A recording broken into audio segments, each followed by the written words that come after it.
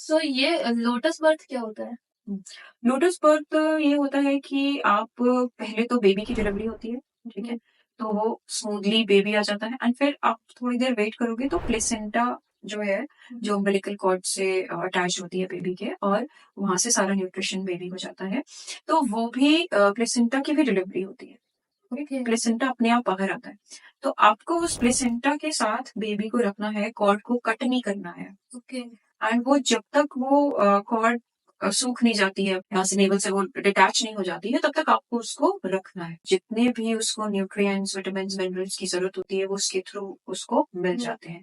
तो मैंने lotus birth इस बार किया और बहुत अच्छा लगा मुझे और लोटस बर्थ के बहुत सारे फ़ायदे होते हैं बेबी को जो भी एज़ कम्पेयर टू कि आजकल हरी अप करने के लिए मतलब जल्दबाज़ी में फटाफट से कॉर्ड कट कर दी जाती है। That is not the right thing to do. कभी भी ऐसा नहीं करना चाहिए। तो कॉर्ड अटैच रहनी चाहिए और वो अपने आप ही हट जाती है। सो डिलीवरी आपकी नॉर्मल थी प्लस आपने एक लोटस बर्थ दिया बेबी को। सो ये लोटस बर्थ करने का फ़ायदा क्या होता है या आपने ये लोटस बर्थिंग क्यों की और ये क्यों करनी चाहिए? कि लोटस बर्थिंग जो है वो एक बहुत पुराना ही कॉन्सेप्ट है, जो कि ओके, अब जा चुका है मेडिकल साइंस के आगे आने से और वो बहुत अच्छी चीज़ थी क्योंकि पहले लाइक बच्चे को आपको उसके साथ ही अटैच्ड रखना है, प्लेसेंटा अम्बिलिकल कॉर्ड जो है वो अटैच्ड रहेगा और वो अपने आप सूखेगा। जब तक वो सूख नहीं रहा दैट मीन्स उसमें से बच्चे को न्यूट्रिएंट्स, मिनरल्स, विटामिन्स जो उसको अपने पूरे फर्स्ट ईयर के लिए चाहिए हुँ, वो उसको मिल जाते हैं। तो आपको बाहर से बच्चे को कोई सप्लीमेंट्स देने की ज़रूरत नहीं है। विटामिन के की ड्रॉप या जो आईज़ में लगाते हैं हुँ, वो देने की ज़रूरत नहीं है। विटामिन ए, डी ये सब मतलब ड्रॉप्स तो दवाइयों से अगर आपको बचाना है बच्चे को सप्लीमेंट्स इन सारी चीज़ों से, तो वो एक बहुत इम्पोर्टेंट चीज़ है जो सभी मदर्स को करनी चाहिए और बहुत ईज़ी है, उसमें कुछ कोई बहुत बड़ी बात नहीं है। आपका अगर कोई सिज़ेरियन भी कर रहा है, तो भी आपका लोटस बर्थ हो सकता है। ओके। ऐसा कहा जाता है कि प्लेसेंटा को कट इसलिए कर दिया जाता है क्योंकि अगर प्लेसेंटा के जो भी उसकी गंदगी है अगर वो बेबी के नेवल के थ्रू चली जाती है तो बेबी जो है उसकी डेथ भी हो सकती है। तो ये बात एकदम कंप्लीटली मिथ है।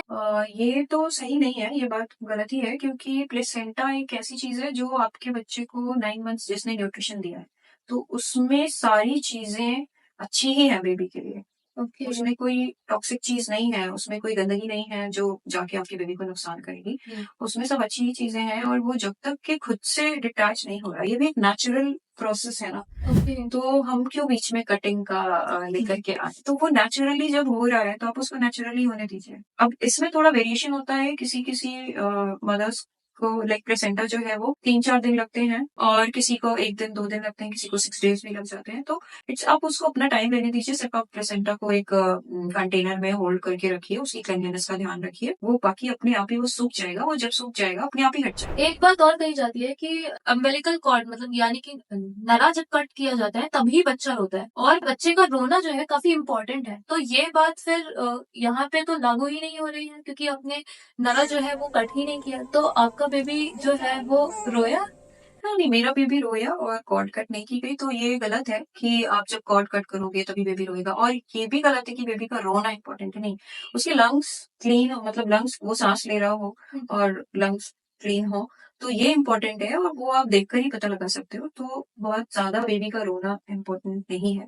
कॉर्ड हमने कट ही नहीं की थी क्योंकि लोटस बर्थ था, तो ये यहाँ पे तो जो मेरा एक्सपीरियंस रहा उसमें तो ये गलत ही प्रूफ होता है कि नहीं आप कॉर्ड कट करोगे तभी बेबी रोएगा। No that is not the way मतलब ऐसा कुछ नहीं है। आप कॉर्ड नहीं भी कट कर रहे हो तो भी बेबी रो भी सकता है और अगर बेबी नहीं भी रो रहा है और वो नॉर्मल है, सब कुछ ठीक है, डॉक्टर्स रहते हैं वहाँ चेक करने के लिए, तो वो सब कुछ सही है फिर। बहुत ज़्यादा बेबी का रोना या मदर का भी जो मदर के साथ भी जो असैसिनेशंस होते हैं, तो वो सारी चीज़ें अननेचुरल डिलीवरीज़ में ही होती हैं और बहुत पेनफुल है वो। मतलब बेबी को भी स्ट्रेस है, इसलिए वो ज़्यादा रो रहा है।